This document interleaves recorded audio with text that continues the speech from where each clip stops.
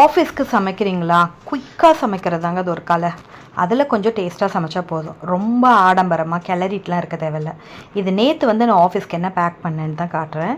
பிரிஞ்சி வந்து பண்ணேன். வாரத்துக்கு 2 நாள் வந்து வெரைட்டி ரைஸ் பண்ணிவிடுவேன். ஸோ நேற்று வந்து பண்ணது பிரிஞ்சிக்கு வந்து தொட்டுக்க காலிஃப்ளவர் 65. அப்புறமா முதல் நாள் வந்து மசாலாலாம் தடவி ஃப்ரிட்ஜில் வச்சுருந்த ஃபிஷ் ஃப்ரை. ஸோ இது எல்லாத்தையுமே குயிக்காக ஒரு 1 ஹவர்லேயே சமைச்சு பேக் பண்ணியாச்சு. ஸோ அதுக்கு ரீசன் என்னென்னா ப்ரிப்பரேஷன் தான். முதல் நாளே பிளான் பண்ணிட்டேன், அவ்வளோதான். ஈவன் காலிஃப்ளவர் 65 எல்லாம் ரெடி பண்ணதெல்லாம் அப்போ தான். அந்த பிரியாணி தாளிக்கும் போது இதையும் ரெடி பண்ணியாச்சு. முட்டை இல்லாமல் எப்படி, முட்டையும் வேக வச்சு எடுத்தாச்சு. ஸோ பிரமாதமான ஒரு லஞ்சு. பிரிஞ்சு, அப்புறம் வந்து பார்த்திங்கன்னா ஃபிஷ் ஃப்ரை, காலிஃப்ளவர் 65, ஒயிட் ரைஸும் வச்சுருவோம் நாங்கள் வீட்டில் பசங்களை கூட்டுறதுக்காக. இது அதுக்கு முதல் நாள் வச்சுருந்த பட்டாணி குருமா. இதை மார்னிங் வந்து கொஞ்சமாக பிரிஞ்சு வச்சு அதுக்கு காம்பினேஷனாக சாப்பிட்டேன்.